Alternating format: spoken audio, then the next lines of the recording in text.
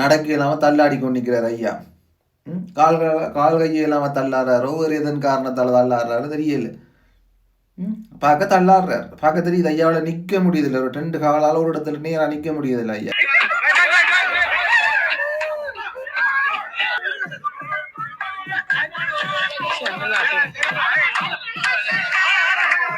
அது 2 கையை தட்டி கொண்டிருக்கின்றார்கள். இவர்கள் என்னத்துக்காக கையை தட்டுகின்றார்கள்? இது முடிஞ்ச உடனே மோதகம் வடை அவ்வள் சுண்டல் ஏதாவது வரும் என்று சொல்லி கையை தட்டுகின்றார்களா?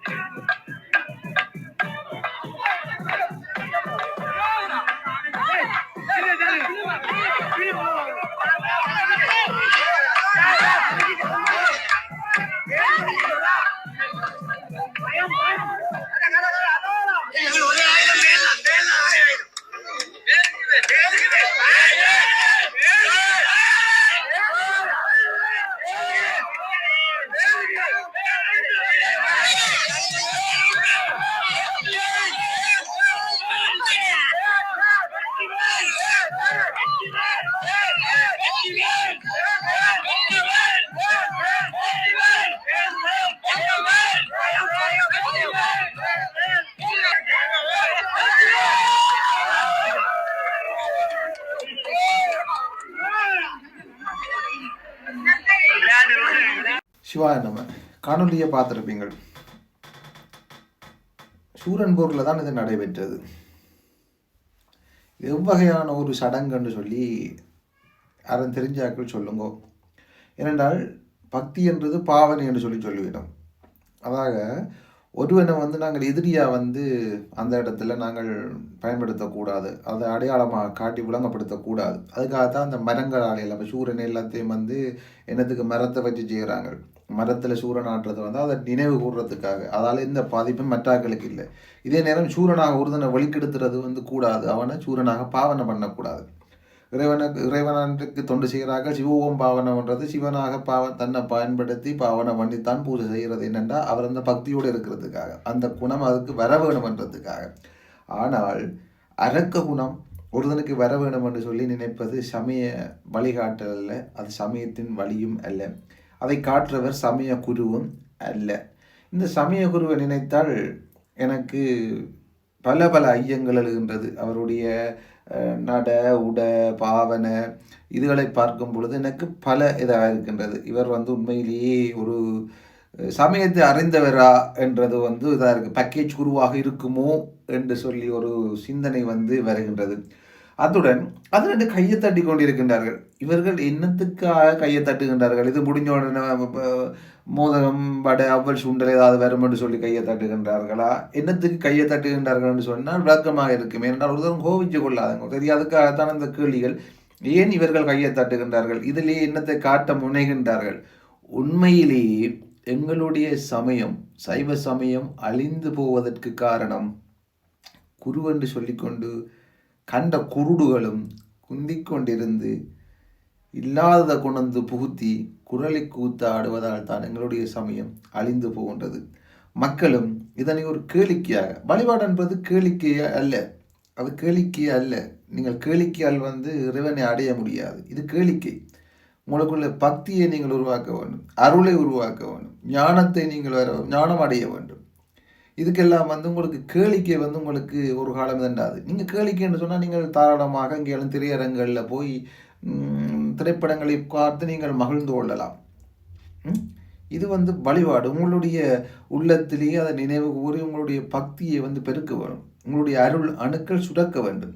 அதுக்கு வழியை தேடுங்க. கத்தி எடுத்து தண்டி போட்டு ஏதோ கடையில் வேலை செய்கிறதுக்கு போகிற மாதிரி நிற்கிறீங்க. வாழையம் எடுத்துக்கொண்டு இதையும் எடுத்துக்கொண்டு அம்பு வில் எடுத்துக்கொண்டு நடக்க இல்லாமல் தள்ளாடி கொண்டு நிற்கிறார் ஐயா. கால் கையை இல்லாமல் தள்ளாடுறாரோ வேறு எதன் காரணத்தால் தள்ளாடுறாரு தெரியல. பார்க்க தள்ளாடுறார், பார்க்க தெரியுது. ஐயாவில் நிற்க முடியுதில்லை. ஒரு 2 காலால் ஒரு இடத்துல நேராக நிற்க முடியுதில்லை ஐயாவுக்கு.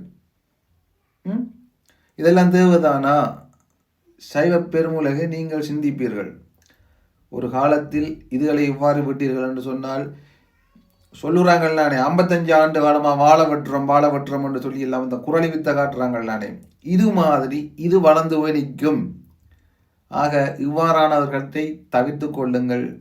உண்மையிலேயே சைவ சமயத்தின்பால் நம்பிக்கையும் ஈர்ப்பும் சைவ சமயத்தின் வழி சென்று இறைவனை அடைய வேண்டும் என்று சொல்லி நினைப்பவர்கள் இவ்வாறானதை செய்ய மாட்டார்கள் என நம்புகின்றேன். சில பிழைகளை சில பேர் விட்டிருக்கலாம், தெரியாமல், அறியாமல், புரியாமல், தெளியாமல் விட்டிருக்கலாம். அந்த விடயத்திலே ஒரு தெளிவு வந்த பின்னர் அதனை மீண்டும் செய்யாமல் விடுவதுதான் சான்றோர்கள் அறிவோர்களுக்கான ஒரு எடுத்துக்காட்டு.